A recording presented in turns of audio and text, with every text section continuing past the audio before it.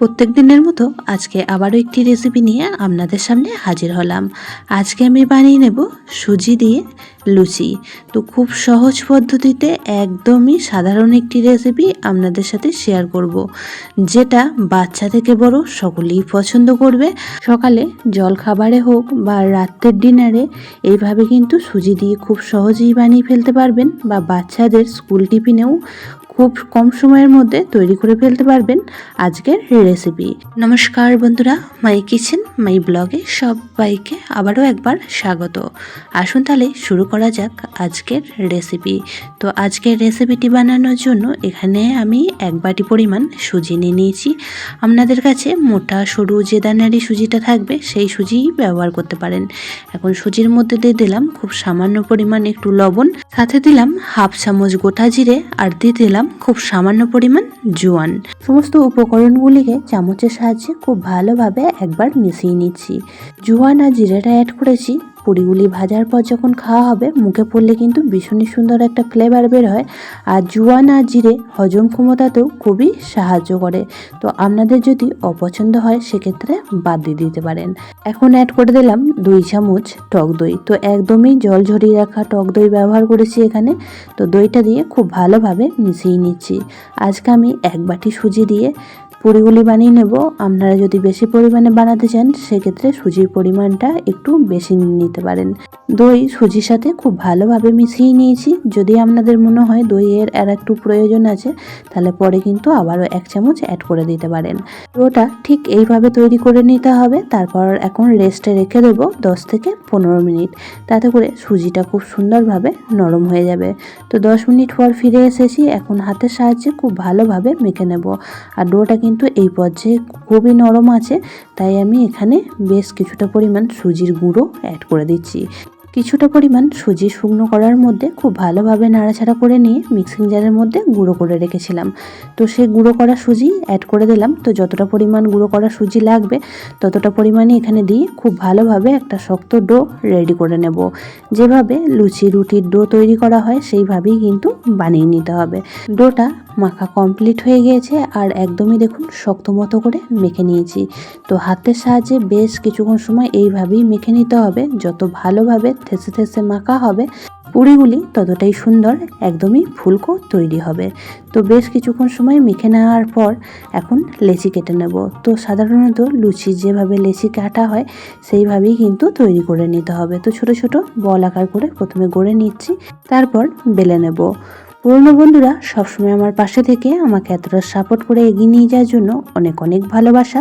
যে সকল নতুন বন্ধু আজকে ফার্স্ট টাইম চ্যানেলে ভিজিট করেছেন আর আজকের ভিডিওটি দেখছেন তাদের কাছে অনুরোধ রইল চ্যানেলটি সাবস্ক্রাইব করে পাশে থাকা বেল আইকনটির অল বাটনটা প্রেস করে দেবেন। তাহলে আমি যখনই কোনো ভিডিও দেব নোটিফিকেশন সবার আগে আপনাদের কাছে পৌঁছে যাবে। তো দেখুন এখানে সমস্ত লেচিগুলি তৈরি করে নিয়েছি। এখন হাতের সাহায্যে একটু চ্যাপটা চ্যাপটা করে প্রথমে বানিয়ে নেব। তাহলে কি হবে পুরিগুলি বেলতে অনেকটাই সুবিধা হবে। তো সমস্তগুলি তৈরি করা হয়ে গিয়েছে। আর এখন দেখুন এই চপিং বোর্ডের ওপরেই আমি পুরিগুলি বেলে নিচ্ছি। তো সামান্য একটু তেল দিয়ে দেবো, তারপরেই কিন্তু পুরির মতন করে বেলে নিতে হবে। যেহেতু সুজি দিয়ে তৈরি হবে তাই একটু ফাটা ফাটা টাইপের হবে। তো আমি কিভাবে বেলে নিচ্ছি তাতে করে পুরিগুলি একদমই সমান মাপে তৈরি হবে সেটাই একটু দেখে নিন ভালো করে, তাহলেই বুঝতে পারবেন। খুবই সহজ সাধারণ একটি রেসিপি আপনাদের সাথে শেয়ার করছি, যেটা বানানো ভীষণই সহজ আর খেতে কিন্তু ভীষণই ভালো লাগে। বাচ্চাদের স্কুল টিফিনে বানিয়ে খুব সহজেই দিতে পারবেন। তো দেখুন একটা পুরি বেলে নেওয়ার পর ঠিক এইভাবে একটা বাটি করে কেটে নেব। তাহলে দেখুন পুরিগুলি একদমই সমান মাপের তৈরি হবে।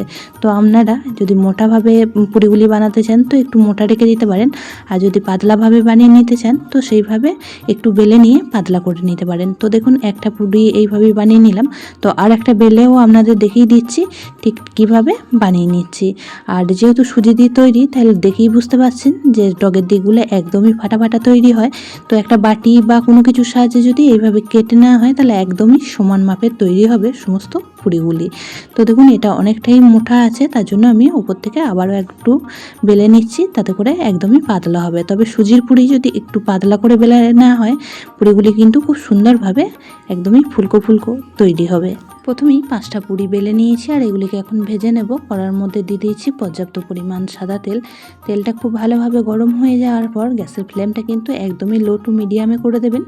তারপরেই এইভাবে একটা একটা করে পুরি ছেড়ে দেব আর ঠিক এইভাবে করেই একটু চেপে চেপে দেবেন, দেখবেন খুব সুন্দরভাবে পুরিগুলি একদমই ফুলকো ফুলকো তৈরি হবে। তবে গ্যাসের ফ্লেমটা একদমই লো টু মিডিয়ামে রেখে দেবেন, তা নাহলে পুরিগুলি দেখুন একটু লালচে কালারের হয়ে যাবে, তাতে করে দেখতে ভালো লাগবে না। তো প্রথমে তেলটা একটু গরম হয়ে গেছিলো, তার জন্য এই পুরিটা হালকা একটু লালচে কালার এসেছে।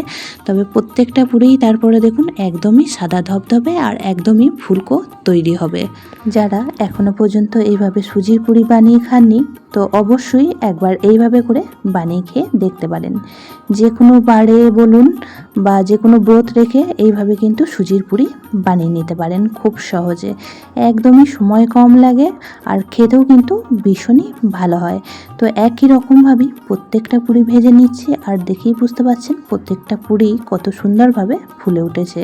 যেহেতু সুজি দিয়ে তৈরি, তাই এই পুরিগুলির স্বাদ একদমই অন্যরকম হয়, যেটা বাচ্চা থেকে বড় সকলেই ভীষণই পছন্দ করবে। আজকের এই সহজ সাধারণ রেসিপি আপনাদের কাছে কেমন লাগলো অবশ্যই কমেন্ট বক্সে জানাবেন। সমস্ত পুরিগুলি ভাজা কমপ্লিট হয়ে গিয়েছে আর দেখুন কতটা দেখতে সুন্দর লাগছে। যদি রেসিপিটি আপনাদের কোনো অংশে বেশি ভালো লেগে থাকে তাহলে একটা শেয়ার করে দেওয়ার অনুরোধ রইল। সবাই খুব ভালো থাকবেন, সুস্থ থাকবেন। আবারও দেখা হচ্ছে অন্য একটি নতুন রেসিপির সাথে বা নতুন কোনো ব্লগ ভিডিওর সাথে।